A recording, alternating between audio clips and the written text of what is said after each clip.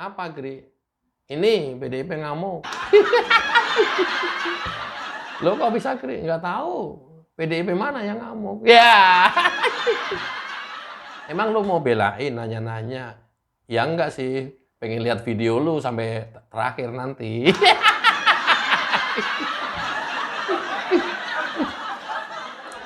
Ya, PDIP selalu ngamuk jika kalah pilkada di satu tempat atau satu daerah. Dan PDIP akan diem saja jika pilkada di satu daerah itu dia menang atau calon dia memenangkan pilkada tersebut. Itu adalah ciri-ciri PDIP. Salah satu ciri-ciri PDIP yang utama itu. Kalau mau pengen mengenali PDIP.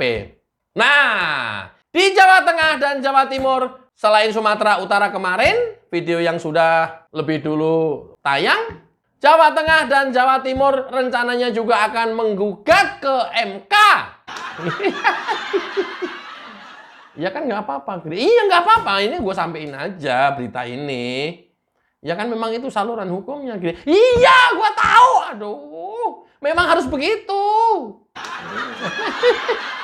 Lah terus apa masalahnya? Nggak ada masalah. Cuman gue mau kasih tahu ya, jangan sampai menjadi bahan tertawaan pengunjung sidang. Atau kalau ditayangkan secara langsung televisi, jangan menjadi bahan ketawaan rakyat yang melihatnya. Kok bisa, Gri? Ya kita tahu Pilpres kemarin. Dia mendalilkan, tapi bukti yang dibawa adalah omon-omon. Oh gitu. Ya. Tahu. Keren juga lo, Gri, bisa ngasih saran. Ya itulah, nggak dilarang untuk menggugat ke MK. Memang itu saluran hukumnya, silakan saja, ya. Tapi kalau hanya omon-omon, framing-framing, yang cenderungnya itu juga memfitnah pihak lawan atau memfitnah dan memojokkan pemerintah, itu harus dipikir ulang, apalagi tanpa data. Terus terang kita menyaksikan kemarin gugatan Pilpres di MK, itu ya boleh dibilang omon-omon semuanya. Tuh. Lagi kebayang kemarin waktu gugat itu, gimana caranya ya membuktikan 18% untuk bisa ngejar ke 58% dengan data-data yang ada, dan itu harus angka-angka seluruh Indonesia. Gue jawab sendiri tuh, oh ya mungkin PDIP kan berkali-kali sering ngomong bahwa perangkatnya, personelnya itu sampai ke DPRT. Mungkin ini yang dipakai. Wah, luar biasa sekali secara struktur organisasi. Gue tadinya positifnya begitu, ternyata omon-omon semuanya. Sampai dia bilang salah satu Kapolda siap hadir memberikan saksi di MK. Luar biasa. Luar biasa. Ini ya ciri-cirinya PDIP ya. Selalu framing-framing, selalu mengkondisikan seolah sesuatu itu yang wow. Wah itu bisa wow menakutkan, miris gitu ya. Bisa wow kalau menang wow gitu. Tapi coba kita simak persiapan apa yang akan dibawa ke MK pada saat gugat Pilkada Jatim dan Pilkada Jateng. Cekidot. Dari PD Perjuangan resmi mendaftarkan permohonan kami untuk Provinsi Jawa Timur, Bu Risma dan Gus Hans, dan juga Provinsi Jawa Tengah, Mas Andika dan Mas Hendy.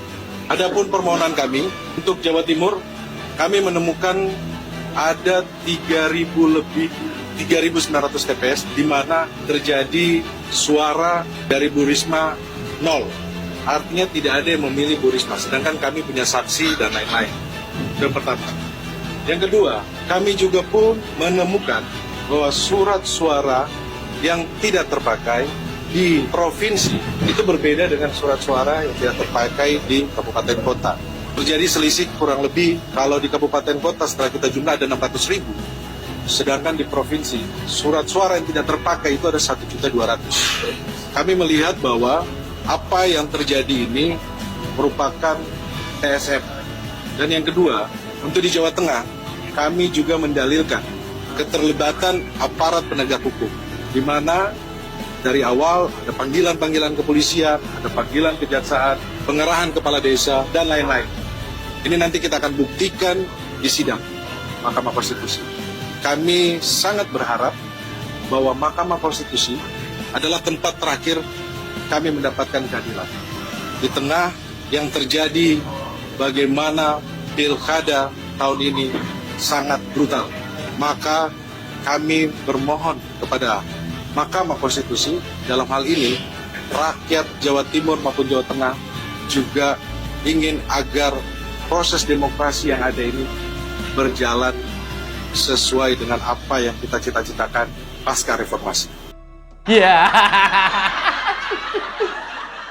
Yang terakhir jual-jual rakyat Jawa Tengah dan Jatim. Oke, saya coba urai dari depan ya. Kalau nanti yang akan dibawa ke MK dalil-dalil ini ya, dan dia tidak bisa membuktikan dengan angka-angka terhadap pelanggaran yang dia dalilkan ini, kemudian menguntungkan pemenang berapa, merugikan PDIP berapa, angka, bukan omon-omon, angka, bukan cerita, bukan sandiwara, bukan drama, ya, angka, ya tetap aja nanti seperti Pilpres kemarin, kan kita sudah lihat. Tim hukumnya Ganjar pada saat Pilpres kemarin kita kan juga sudah lihat. Narasinya bagus, tapi semua yang disampaikan itu narasi semua. ada sulit menilai, loh ini jadi menang berapa, oh ini jadi kalah berapa. Nggak bisa menilai itu. Angka. Narasi oke, tapi harus diikuti dengan angka. Angka ya, Dul. Nanti disampaikan angka loh, Dul. Jangan kayak begini doang. Seperti Jatim, dia mendalilkan ada 3.900 TPS yang di situ Risma perolehan suaranya 0. Baguslah.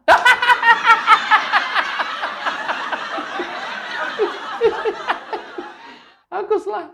Jangan bilang bahwa Risma itu bagus menjadi wali kota Surabaya, kemudian berharap jadi gubernur landing dengan sempurna dan gampang untuk memenangkan pilkada provinsi. Belum tentu. Yang bisa merasakan bagus nggak bagus kan warga kota Surabaya. Di luar itu kabupaten kota, yang lain nggak bisa merasakan itu.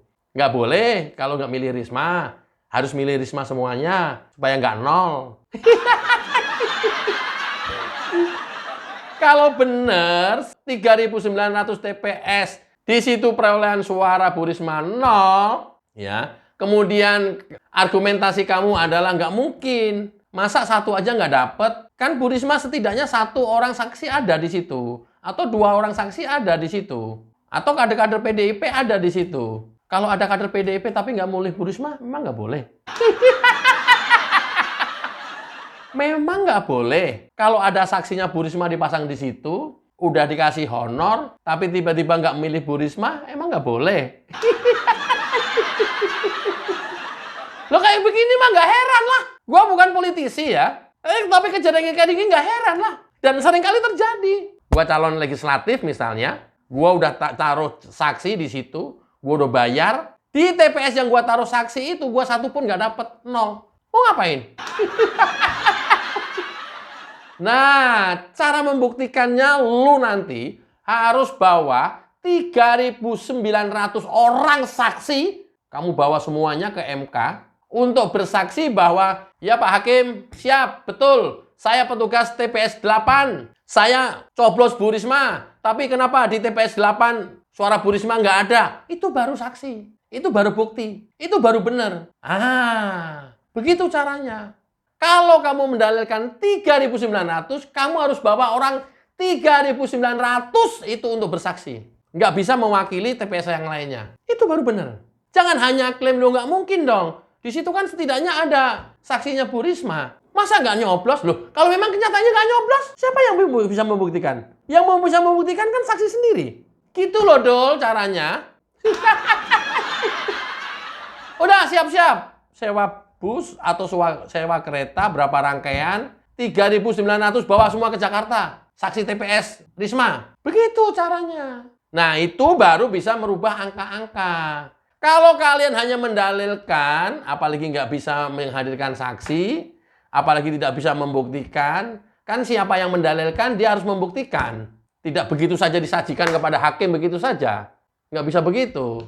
Nah, terhadap ini Risma dirugikan oleh 3.900 suara misalnya. Atau Risma dirugikan oleh berapa? 1 juta suara misalnya. Nah, terhadap peristiwa ini Khofifah diuntungkan 1 juta suara misalnya. Angka ini yang kamu harus bawa, angka ini yang kamu harus buktikan.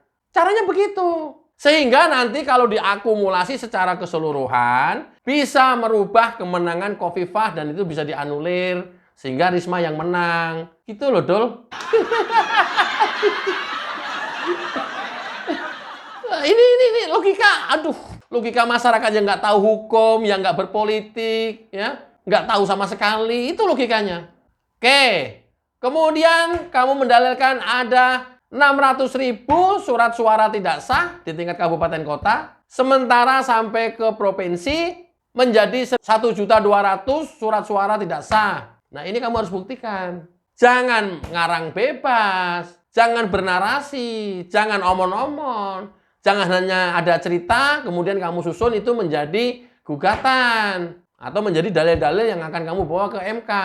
Kamu buktikan. Nah, kamu juga harus siap-siap. Misalnya, 1.200.000 suara tidak sah ini, ketika ini punyanya Risma semuanya, Risma jadi menang misalnya. Atau kalau kita anggap 1.200.000 ini kita timpakan menjadi suara Risma semuanya, dan Risma juga tidak menjadi menang, buat apa? Nggak bisa menggagalkan ini juga. Harus kamu kalkulasi ujung-ujungnya angka yang bisa menganulir kemenangan ini. Angka.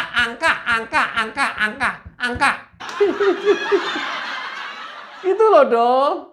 Oke, di samping itu terjadi TSM. Apa pembuktiannya? Hanya ada cerita dari warga RT terlibat membagi-bagikan undangan, panggilan misalnya. Itu dianggap TSM. Loh memang tugas RT itu? Atau ada yang lapor, lurah, ada yang bisik-bisik, awas ya jangan salah. Tapi kamu nggak bisa buktiin akibat ini ya Risma menjadi berkurang berapa, kemudian Khofifah diuntungkan menjadi berapa. Itu yang paling penting. Pokoknya semua narasi yang kamu susun sebagai dalil yang kamu akan bawa ke MK itu harus ada angka-angkanya yang menyebabkan akibat itu Risma kalah. Nggak ada itu nonsen. Loh udah pengalaman Pilpres kemarin loh. Kayak begini aja nggak tahu pengacara. Jangan hanya semangat membawa bukti pelanggaran, tapi kemudian itu tidak ada korelasinya dengan angka-angka, ya susah. Ingat ya, selalu ada korelasinya dengan angka-angka. Menguntungkan, merugikan. Harus begitu.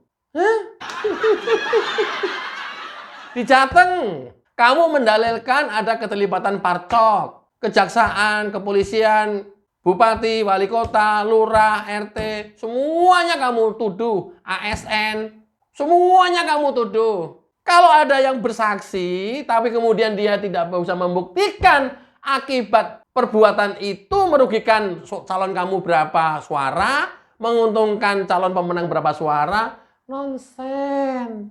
Itu hanya menjadi cerita kosong yang menggelikan. Dan diketawain orang terbahak-bahak di MK nanti.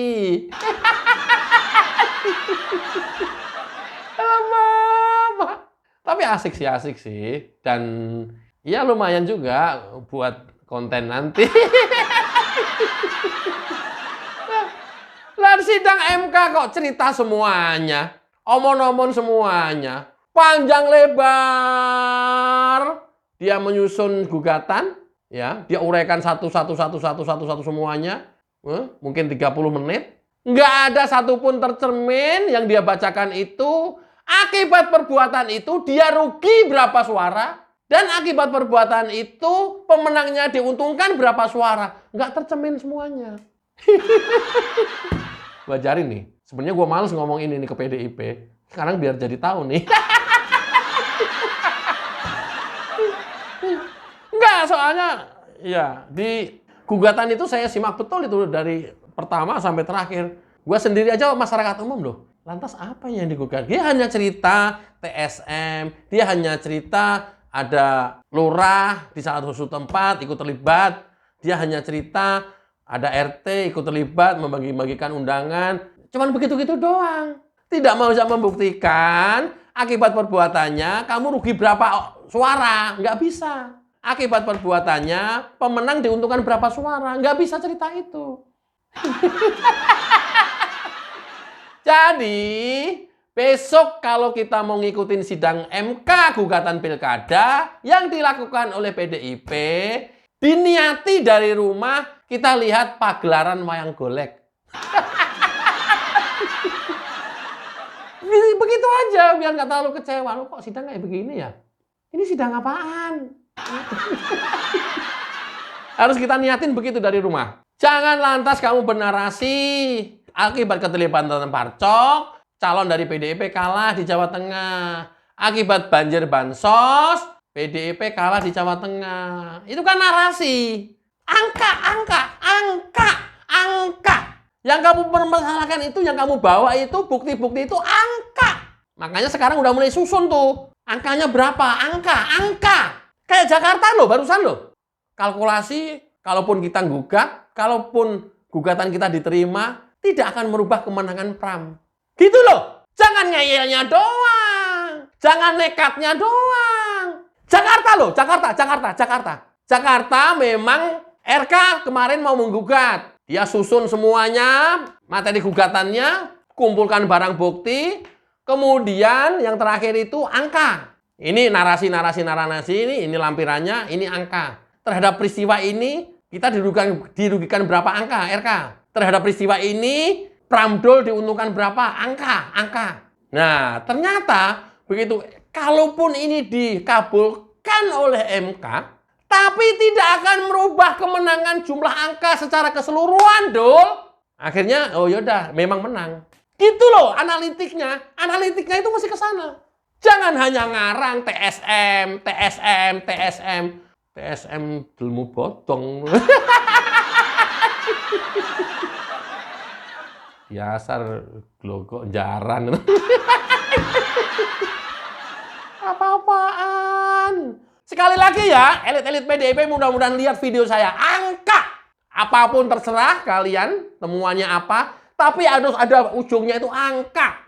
Yang mengakibatkan kekalahan kalian, yang mengakibatkan kemenangan pihak lawan. Angka.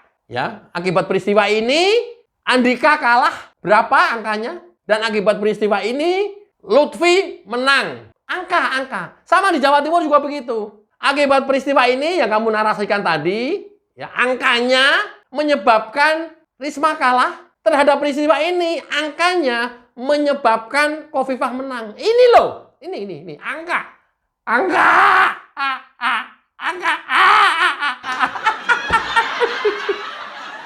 Sulit banget dikasih tahu. Angka, men. Oke. Kita harus waspadai pola-pola PDIP.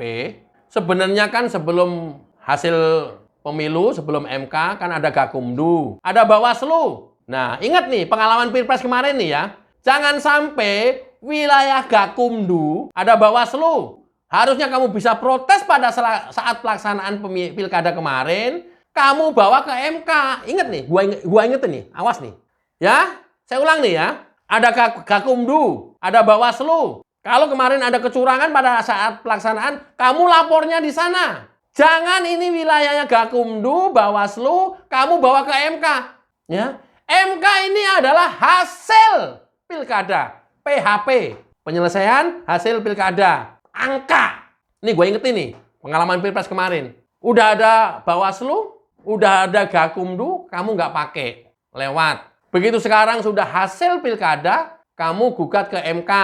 Kamu gugat ke MK, udah gue ingetin ini ya. Bukti-bukti, saksi-saksi nggak lengkap, sehingga tidak bisa merubah angka yang kamu gugat. Bahkan nggak membawa angka-angka apapun. Kalah kamu di MK. Kamu bilangnya apa? MK tidak independen. Begitu toh? MK sudah terkooptasi. Begitu kan? MK sudah tidak netral. Begitu kan? Narasi yang kamu bangun. Soalnya hari ini kamu tadi barusan bilang di video bahwa MK adalah benteng demokrasi terakhir. Ternyata begitu kamu menganggap itu benteng demokrasi terakhir, karena gugatan kamu nggak lengkap nih ya, nggak lengkap, kamu kalah, kamu akan bilang lain lagi. MK tidak independen. Loh, piye ki? Aduh, Ketemu manusia kayak begini, ya Allah. Nanti kamu bilang MK nggak independen. Padahal kekurangan diri kamu sendiri yang tidak bisa melengkapi dokumen, saksi, dan bukti. Tapi menyalahkan orang lain. Loh, ini yang saya sampaikan adalah peristiwa gugatan Pilpres kemarin. Oke, udah kalah di MK, menyalahkan MK. Kemudian bikin amicus curiae untuk mempertebal kesalahan MK. Terus beberapa hakim yang bersidang bikin dissenting opinion. Masih nggak puas? Ya, terhadap putusan MK, kalian bikin gugatan lagi ke PT UN. Luar biasa kan? PT UN kalah, masih nggak puas, kalian kerahin demo-demo. Masih nggak puas kan? Demo-demo terus berhari-hari berlangsung. Kamu salahkan rakyat pemilih yang tidak memilih kalian. Loh, Deddy Sitorus kemarin bilangnya apa? Rakyat Jawa Tengah karena miskin, dia mempan dengan bansos. Tapi rakyat Jakarta yang dia mampu, dia tidak mempan dengan bansos. Makanya PDIP menang. Nyalahin rakyat kan? Luar biasa kan? Nanti kalah, semuanya kalah. Nyalahin rakyat yang tidak milih PDIP. Padahal di video barusan tadi, rakyat Jawa Tengah dan Jawa Timur menginginkan pilkada ini berjalan secara demokratis sesuai dengan apa yang dicita-citakan setelah reformasi. Ini sekarang, ini gua masyarakat Jawa Tengah nih, gua orang Jawa Tengah nih. Ini sekarang nih, rakyat Jawa Tengah udah bilang demokratis. Loh, pemilu demokratis, pilkada demokratis, pilpres demokratis, apa enggak? Kok ditentukan oleh kamu menang apa kalah? Kamu kalah bilang nggak demokratis, kamu menang demokratis. Ini manusia apa ini saja? Ini manusia apa ini? Jakarta menang, kamu bilang demokratis. Jawa Tengah kalah, kamu bilang nggak demokratis.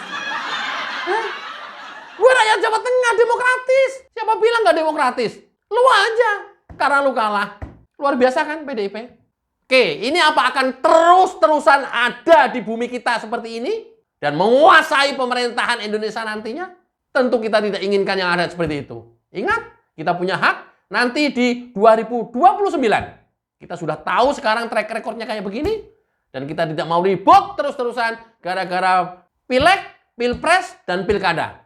Karena itu agenda tahunan, schedule konstitusi, yang mau nggak mau rakyat harus mengikuti. Oke ya? Mudah-mudahan bermanfaat. Ingat 2029 apa? Ya, kita mau milih PDIP. Kita buktikan hanya menjadi 1 digit. Mudah-mudahan bermanfaat. Wassalamualaikum warahmatullahi wabarakatuh. Cayo.